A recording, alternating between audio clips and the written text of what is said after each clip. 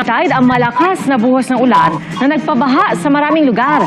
Binabantayan din doon ang isang dam na malapit na umapaw.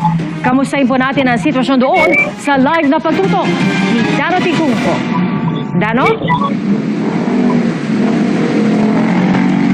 Pia, hindi lang yung dam, kundi mahigpit ding binabantayan ng mga otoridad ang posibleng epekto ng panibagong orange rainfall warning ng Pag-asa dito sa Cavite na maghapong tinamaan ng malakas na ulan.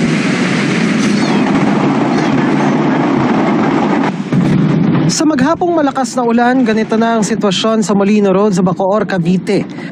Maraming bahagi ng highway ang hirap madaanan dahil sa lagpas gutter na taas ng tubig. Sa pag-iikot namin sa iba't ibang bahagi ng probinsya, ilang lugar din ang lubog sa baha. Malakas din ang agos ng tubig sa Molino Dam na patuloy na binabantayan ng mga otoridad dahil malapit ng umapaw. Ang mga kalapit na kalsada nga lubog na sa rumaragas ang tubig. Malakas na rin ang agos sa Prinsa Dam sa hangganan ng Bacoor at Las Piñas. Gutter deep din ang taas ng baha sa Panapaan Highway at Niog Road sa Bacoor. Sa Barangay Tabon 1 naman sa Kawit, sakit sa ulo ng mga residente ang baha na taas-baba dahil sa malakas na ulan na sinabayan pa ng high tide. Sa kalyeng ito, mula Binte hanggang Bewang ang taas ng tubig. Ayon sa isang residente, bumaba ng araw ang tubig hindi gaya kagabi. Pero dahil sa walang tigil na ulan, di muna nila binababa ang kanilang mga gamit sa bahay sa takot na baka abutin ng baha.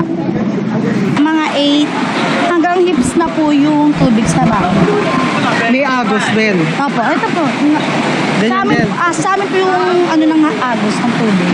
Okay.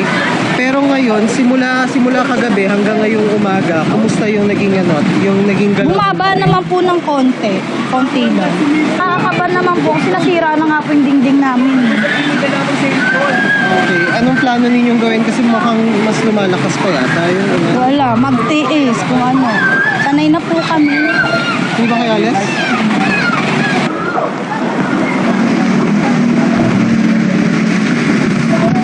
Kaya sa mismong sandaling itong nagsasahim papawid tayo, bahagyang tumila o humina ang ulan dito sa ating pwesto sa may Niog dito sa Bacoor, Cavite. Pero kung nandito kayo na nanonood ngayon at kayo ay babagtas dito sa kahabaan ng Aguinaldo Highway, asahan na matinding traffic, lalo na dyan sa bahagi ng kanto ng Tirona Highway, gayon din sa kabilang bahagi nito na papunta naman